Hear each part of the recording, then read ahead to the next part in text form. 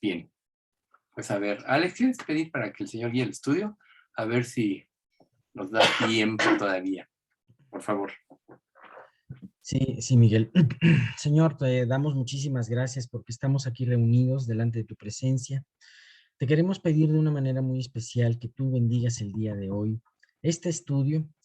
Ayuda a Miguel a poder dar en este tiempo que queda, Señor, la enseñanza importante para nosotros. A lo mejor no es completo lo que había preparado, pero sí algo que sea de alimento, que nos impacte y que trabaje en nuestras vidas. Tú sigue trabajando en esta iglesia. Te quiero pedir de una manera muy especial que en todo momento, Señor, seamos celosos de ti, pero a su vez, Padre mío, misericordiosos como tú quieres que seamos unos con otros. Ayúdanos a tener ese verdadero amor, un amor no fingido, Señor. Dios, guárdanos de la hipocresía, de la religiosidad, Señor. Guárdanos de cualquier cosa, Padre mío, que pueda dañarnos. Y Señor, sabemos que muchas veces, muchos ofendemos muchas veces nosotros y en muchas ocasiones. Padre, te queremos pedir que tú nos des unos con otros sensibilidad y sobre todas las cosas, Padre, que podamos de esta manera nutrir nuestro cuerpo en Cristo, Señor. Te quiero pedir por esto y te damos gracias. Permite que los que están por conectarse lo hagan. Y todo esto te lo pedimos. También te quiero dar gracias por Margarita, porque no fue algo grave, no fue una rotura de cadera o rotura de algún otro hueso. Y gracias Dios porque todas estas peticiones que te hacemos, Señor, las tienes en tus manos. Padre, te queremos pedir esto en el nombre de que sobre todo nombre de tu Hijo Jesús. Amén. Amén. Recuerden ustedes que hay muchas personas en el mundo que dicen que creen en Dios. Pero recuerden lo que Jesús le decía a los fariseos, que eran los que tenían la llave de la ley, las llaves del reino. No todo el que me dice, Señor, Señor, entrará en el reino de los cielos, sino el que hace la voluntad de mi Padre que está en el cielo. Entonces, aquí nosotros en los estudios, lo que estamos aprendiendo es cuál es la voluntad de Dios. Y todos seguiremos aprendiendo. Recuerden que la palabra de Dios es infinita y a cada uno de nosotros Dios nos va a dar un reto, una responsabilidad, y la mayor responsabilidad es sobre los que enseñamos la palabra de Dios. El salirse de la doctrina o el robarle la gloria a Dios y todo es verdaderamente tremendo. Entonces todos tenemos una responsabilidad ante Dios que Dios nos enseña a cumplirla. Entonces, bueno, estábamos en esta parte del atributo de la perfección de Dios, nada más recordando los subtítulos que ya vimos: perfección, hermosura y Dios. Luego vimos nuestras ganancias y pérdidas. Bueno, sabemos que Dios manifiesta su hermosura a través de la creación, pero realmente nadie puede llegar a entender quién es Él, porque nadie le ha visto jamás, y Él está en un lugar sublime que no tiene ningún contacto con ningún indicio de pecado. Ese es el tercer cielo donde Él habita. Luego nosotros tenemos nuestras ganancias y pérdidas, que muchas veces queremos ganar el mundo y perdemos nuestra vida espiritual, ¿no? Parte de lo que hablamos hoy. Luego la parte que vimos, la falta de conciencia de lo eterno. A veces vivimos por las cosas de esta vida y por esta vida, y se nos olvida que nosotros ya no pertenecemos a este mundo, sino al mundo venidero. Entonces nos desubicamos si solo vemos las cosas a la luz de lo que vivimos en este mundo. Este mundo no va a hacer justicia a ninguno de nosotros en el sentido de que te va a dar lo necesario para que tú vivas feliz. Al contrario, más bien te va a quitar, te va a robar. Por tanto, es importante tener conciencia de a dónde vamos y que lo importante es el reino venidero. Luego, ganancias externas y pérdidas internas, que tiene mucho que ver también con nuestra forma de ser y nuestra vida espiritual y nuestra relación con Dios. Luego, ¿qué es la perfección de Dios? Que sabemos dónde está Dios y que Él no tiene ninguna medida que se pueda comparar con ningún ser humano en este mundo, porque es totalmente independiente. Esto podría de alguna manera complementarse con lo que vimos el domingo. Y bueno, ya vimos el último que vimos la vez pasada, Dios no conoce medida. Y tan solo acuérdense que Dios es infinitamente sabio y Él todo lo puede y nada hay imposible para Dios. Digo, esto es muy breve a lo que vimos, solo para recordar. Ahora, esta parte que vamos a empezar a ver hoy es lo que honra a Dios es hermoso. Entonces, ¿por qué debemos de vivir nosotros los creyentes? Si Dios hizo ya todo por nosotros, si Dios, o sea, se hizo hombre, renunció a su morada eterna para hacerse hombre, si obedeció y se sometió en todas las cosas a Dios para cumplir perfectamente la ley, si tomó nuestro lugar en el juicio por el pecado para que se satisficiera la justicia de Dios, que es que si tiene que haber un juicio por cada pecado y gracias a eso nos redimió y luego Jesús ascendió al cielo y está en la presencia de Dios porque tuvo victoria sobre el pecado, sobre Satanás y sobre la muerte.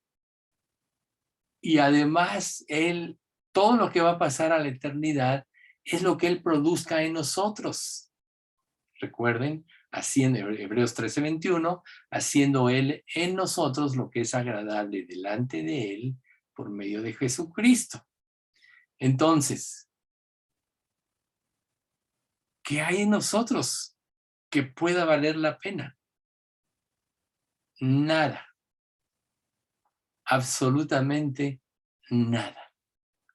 Lo único que puede valer la pena en nuestra vida es lo que Dios produce y es que nosotros vivamos en las obras que Él preparó, que son perfectas, desde antes de la fundación del mundo, para que anduviésemos en ellas. Primera de Corintios 3:13 al 15 dice que la obra de cada uno será manifiesta, pues el día la declarará, pues por el fuego será probada.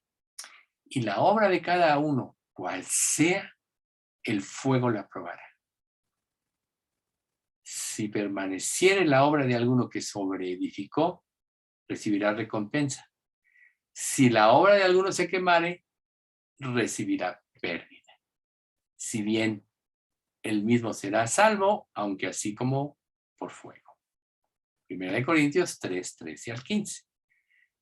¿Cuáles son las obras que van a pasar la prueba del fuego? Recuerden que el fuego representa la fe, la purificación. Solo las que Dios produce en nosotros. ¿Cuáles son las obras que se van a quemar?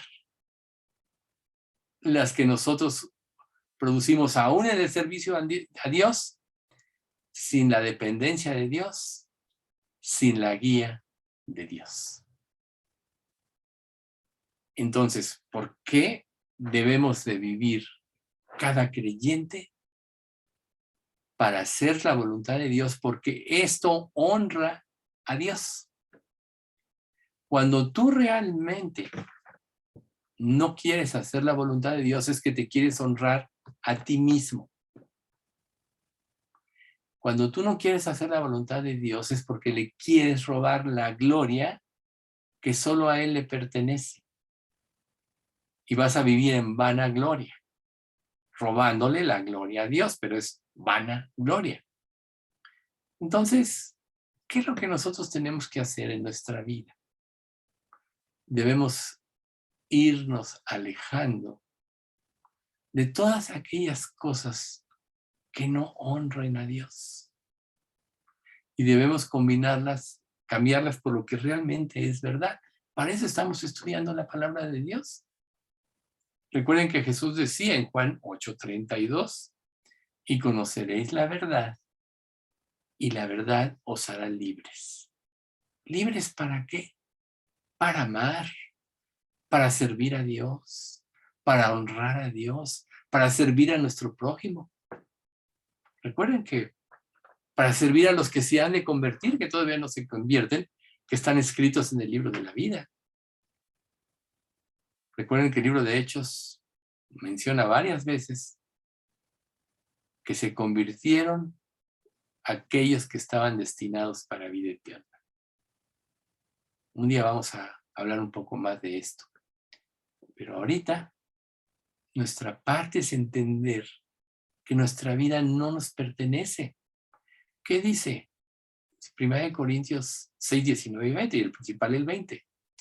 ¿O no sabéis que sois templo del Espíritu Santo, el cual está en vosotros, el cual tenéis de Dios, y que no sois vuestros? Glorificad pues a Dios en vuestro cuerpo y en vuestro espíritu, los cuales son de Dios. ¿Sí?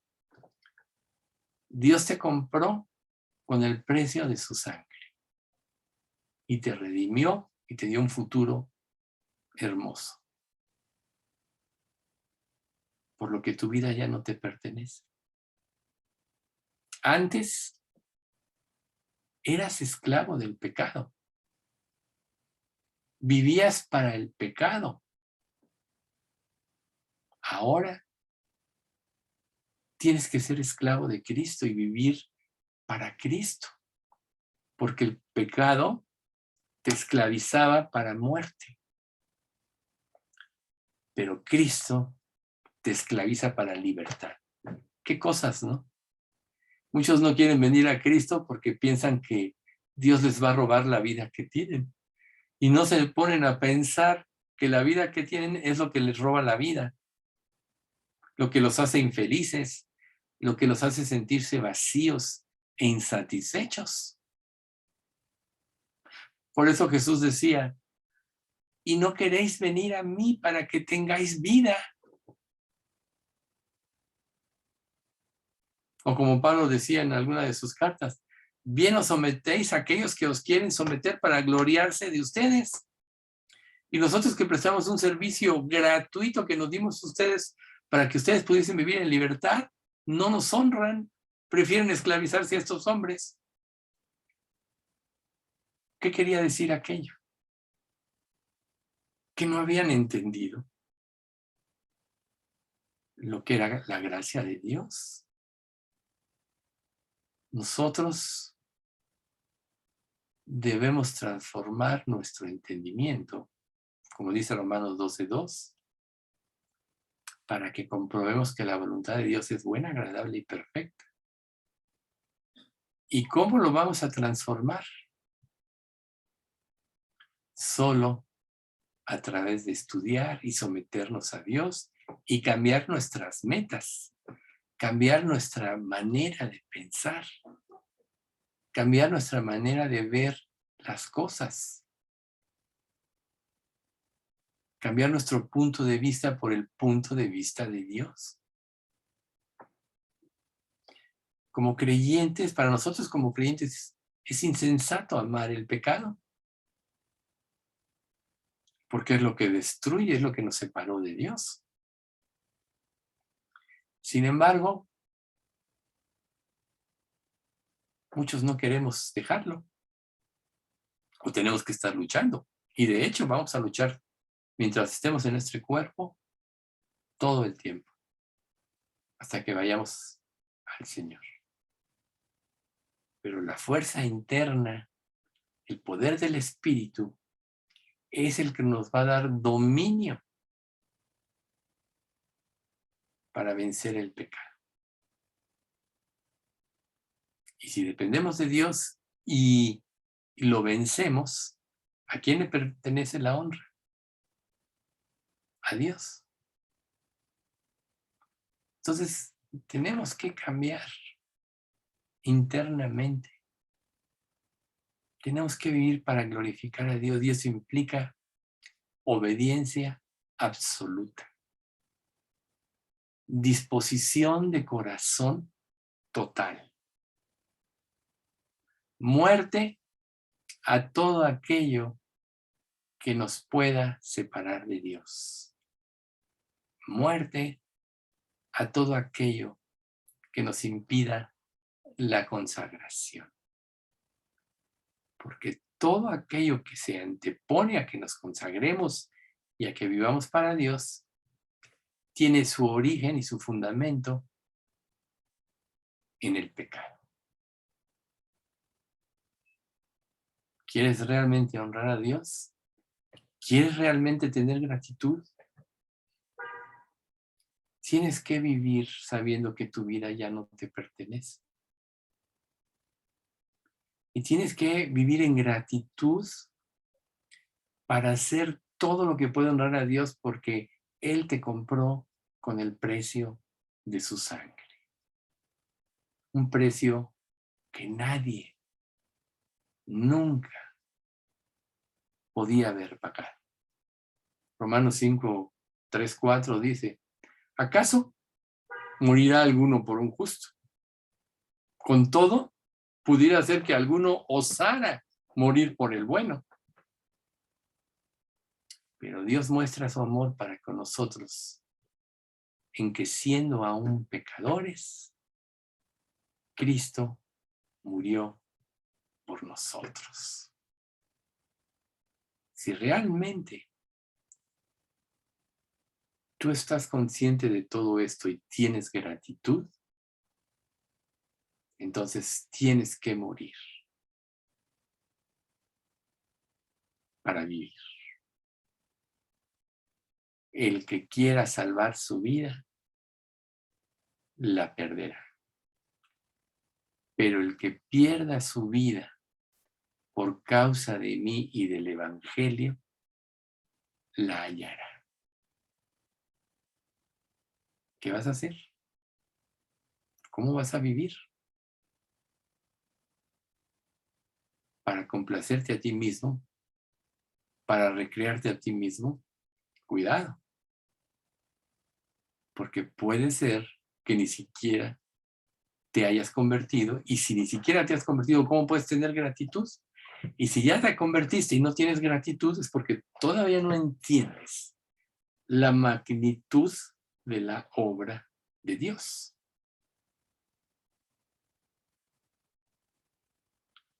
El otro día estaba oyendo, y también lo dijo Paul Washer, y es una verdad,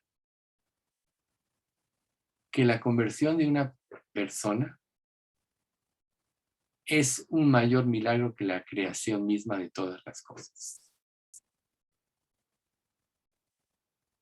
Todo lo que Dios tuvo que hacer para que una persona se convierta. Renunciar a ser Dios, hacerse hombre y sufrir todo tipo de tentaciones. Porque en la tentación en el desierto, nosotros vemos que fue tentado por el diablo, apeló a sus emociones y muchas otras cosas. Pero la Biblia no declara, pero queda implícito, que Cristo sufrió todo tipo de tentaciones habidas y por haber. Pero las venció, sometiéndose al Padre, en la sujeción al Padre. Por tanto, ninguno de nosotros puede decirle a Dios, tú no me entiendes lo que siento. Cristo sí lo vivió y lo experimentó, pero con victoria. Por eso es que es el único que te puede llevar a la victoria en esta vida. Pero ¿te va a llevar a la victoria siguiendo tú tus propios caminos? Si no, el Sermón del Monte no diría, porque ancha es la puerta y espacioso el camino que lleva a la perdición. Y muchos son los que entran por ella.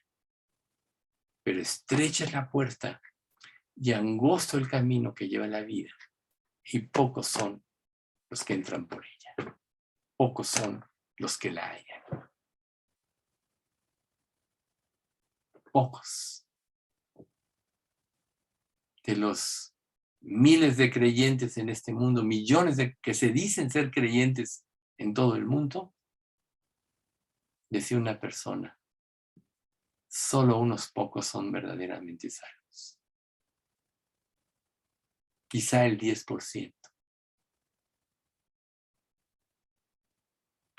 Por eso es que Isaías dijo, ¿quién ha creído a nuestro anuncio? ¿Y sobre quién se ha revelado el brazo del Señor?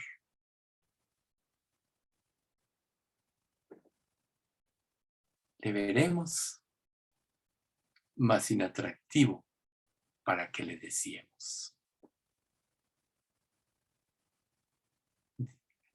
El título que estamos viendo es Lo que honra a Dios es hermoso.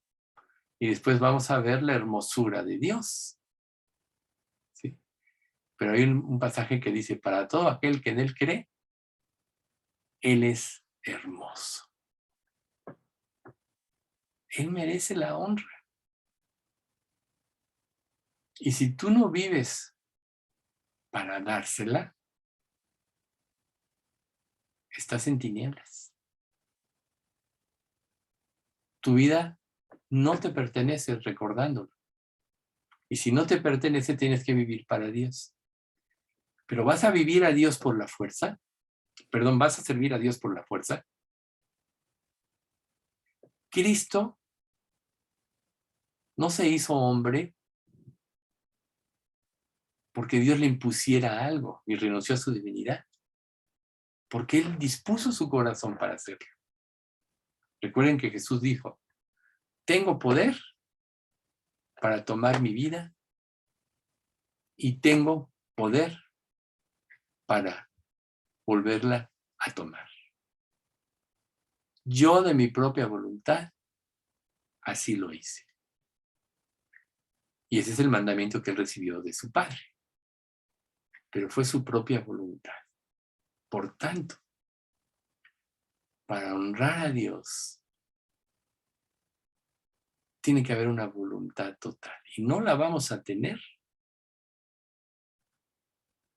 si no apreciamos y comprendemos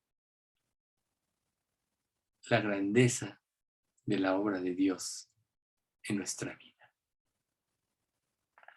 Jesús vino a rescatar a la humanidad por amor. Por tanto, lo que honra a Dios son las cosas que hagamos por amor a Él. Lo dice Gálatas. Porque en Cristo Jesús ni la circuncisión vale algo, ni la incircuncisión,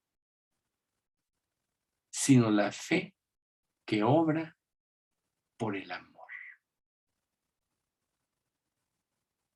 Dios no quiere que seas como un niño que tiene que obedecer y que de mala gana, ay, ya me obligaron y ahora tengo que cumplir con lo que dice la Biblia. ¿Tú crees que es honra a Dios?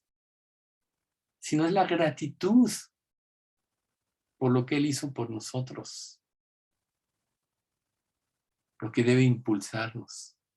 La fe que obra por el amor. Por eso Dios nos amó tanto que dio a su Hijo.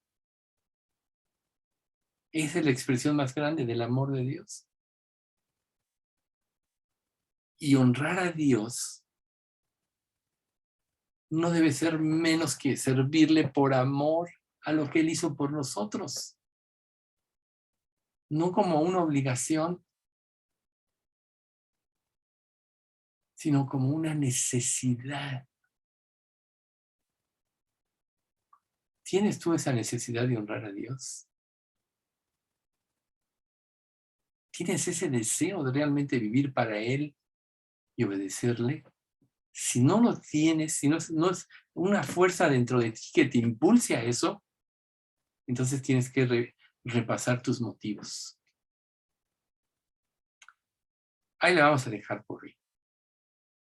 Este tema todavía tiene que desarrollarse y lo vamos a hacer la próxima vez, primero Dios. Vamos a dar gracias.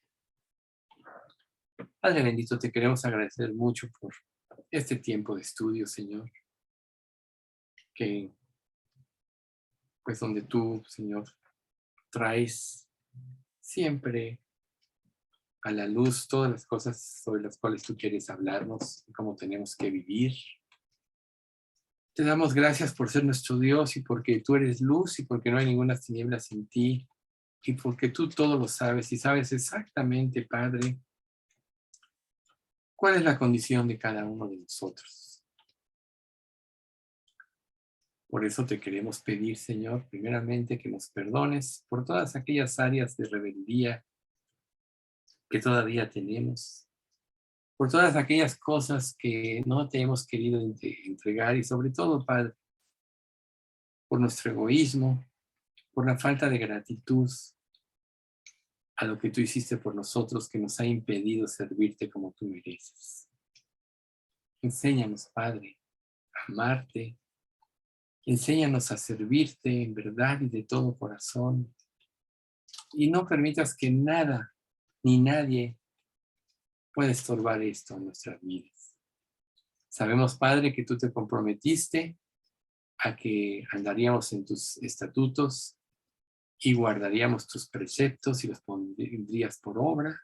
Y también prometiste que el que comenzó en nosotros la buena obra la perfeccionará hasta el día en Jesucristo.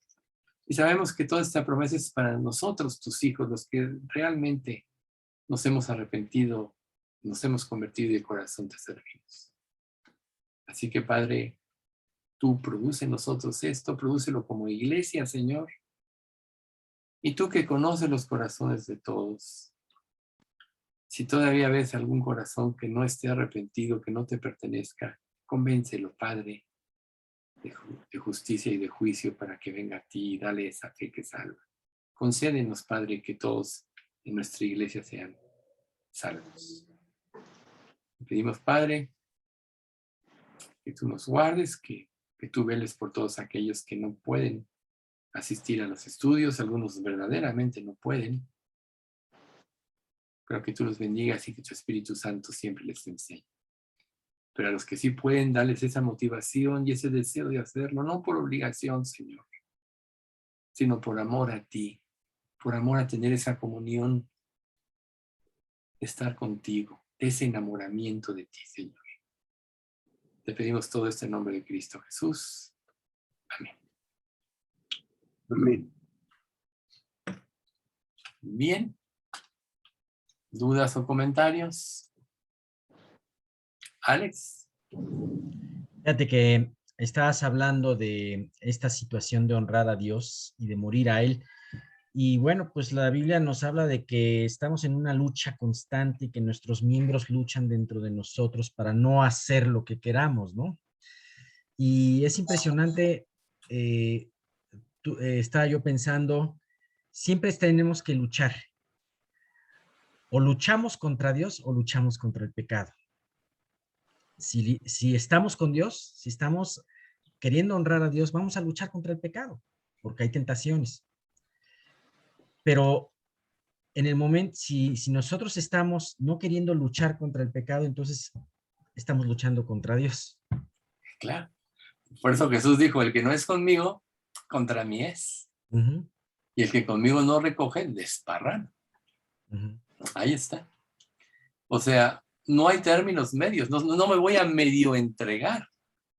Para Dios es o estoy o no estoy. Eres o no eres. Así de simple.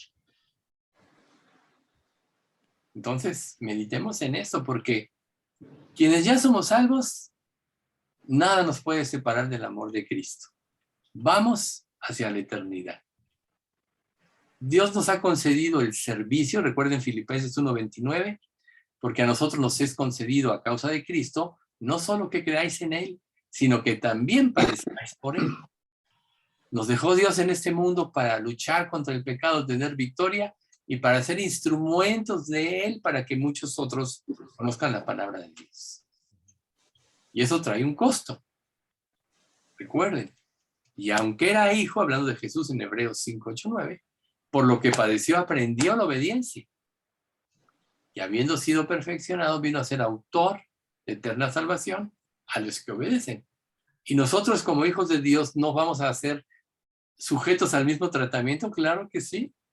Por lo que padecemos, aprenderemos la obediencia, pero seremos instrumentos de Dios para encauzar a otros a Cristo, para establecerlos, para guiarlos, para que crezcan sanamente. No en esa situación express, ilusoria, de ya oraste, ya cumplí.